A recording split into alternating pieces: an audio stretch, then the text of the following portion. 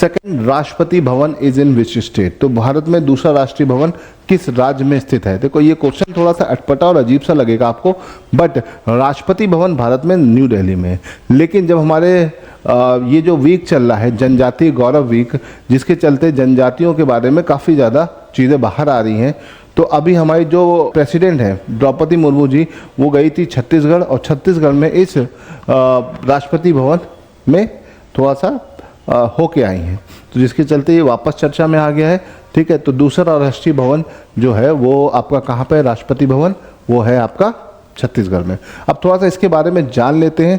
ठीक है, राष्ट्रपति भवन कुछ इस तरह से दिखता है।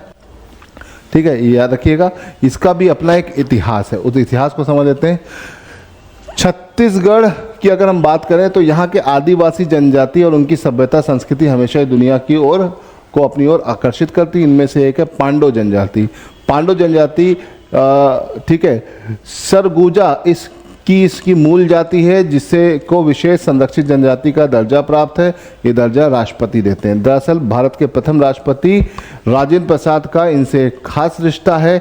बताया जाता है कि जब डॉक्टर राजेंद्र प्रसाद आज़ादी की लड़ाई के दौरान क्रांतिकारियों की भूमिका में काम कर रहे थे, उस दौरान अंग्रेज पुलिस उन्हें तलाश कर रही थी। उन्हें बचाने के लिए सरगुजा ने के इस इलाके में पाडो आदिवासियों के गांव के अंदर छिपा के रखा था। तो ये एक बहुत ही पुरानी घटना है, बहुत ही पुरानी है, आज़ादी से थोड़ा सा पहले की। तो उस टाइम में है ना, आज़ादी के बाद जब डॉक्टर राजेंद्र प्रसाद यहाँ के प्रथम राष्ट्रपति बने, तो 1952 में उनका छत्तीसगढ़ आगमन हुआ और उनके आने पर सरगुजा आदिवासियों के बीच जाकर कुछ समय रहने की इच्छा जाहिर की। पुरानी यादों को ताज़ा करना चाहते थे। तो सरगुजा जो महाराजा थे रामानुज शरण सिंह देव के साथ पांडवनगर पहुंचे और यहाँ पर उनके रहने के लिए एक और राष्ट्रपति भवन निर्माण किया गया। तो ये एक छोटी सी कहानी है जो इसको दर्शाती है, इसका इतिहास दर्शाती है।